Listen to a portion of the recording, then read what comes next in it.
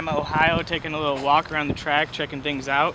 You know, it's awesome. We get a great crowd here. It's one of our biggest events. It's just so stoked to win it last year, and just going to do everything I can to back that up. With this pea gravel we got here, we got to make sure you have a ton of tear-offs on. I like to use the laminated racing optics tear-off so you can put more on, and you got to try and stay out of the roost from other people. If you get trying to pass them and you get in their roost, it's just going to blast you and slow you down, let alone peel the paint off the motorcycle. Your pretty bike won't be pretty anymore. You'll get bruises right here on where the stretching material is on the leathers, and it's good to get a good start, but for some reason I haven't seemed to get good starts on the cushions lately, so hopefully we get to change that today, because it's tough coming through the pack on the cushions. Like I said, if you get behind that roost on a Harley, it just slows you down like you can't believe. It feels like you put the brakes on, and it doesn't feel good either, and you can't see. Sometimes going through these big wide corners here, in the middle of the corner, you'll have to reach up while you're sideways, pull a tear off, and just keep going. Yeah, here on turn one, it kind of depends what stage of the race you're in. You kind of want to just bury it in as deep as you can, and early in the race you can usually come a little lower, and then sometimes you got to chase the cushion up higher, and just right on the rim of the cushion is where I like to stay.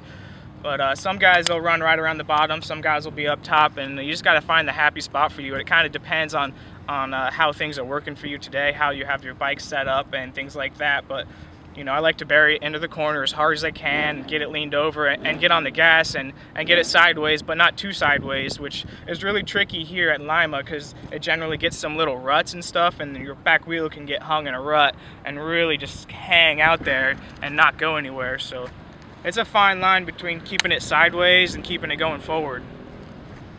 And the sooner you get on it, the better, and the sooner you can get your foot up on the pegs and just sit on that Harley and just kind of know you have a good setup, and just let the Harley take you out of the corner, and just kind of count on it to keep going forward, and you know, try to miss the big holes, and you kind of want to usually aim towards the bottom of the exit of the corner is good place to come off, towards the bottom. There's not a ton we do different with the bikes here for the cushion. I mean, obviously you want a really good fresh tire on it, so I pretty much have a brand new tire every time I hit the track, and that scuffs it in nicely for Hagerstown, which is always next weekend, so that works out well for us. And then you know, it's kind of like I still would run the same bike I'd run on the mile, because this track is quite big, and the cushion sucks the horsepower out of it, really. The cushion can really slow you down trying to plow through that. So I run the fastest bike I have out here always, and the setup's pretty similar, maybe a little less swing arm angle, because these ruts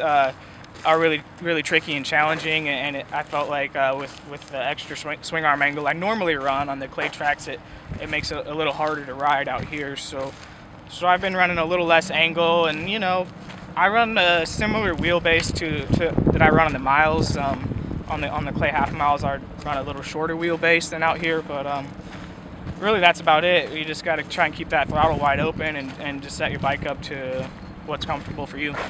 Well, one of the fun traditions at Lima, obviously you get up on that podium, you spray the bubbly. They always have the Budweiser because they sponsor the event. And we go out to the Hojos afterwards, and I just found out last year with my first win that the winner buys pizza for everyone, so I bought a big old stack of pizza and had a good time.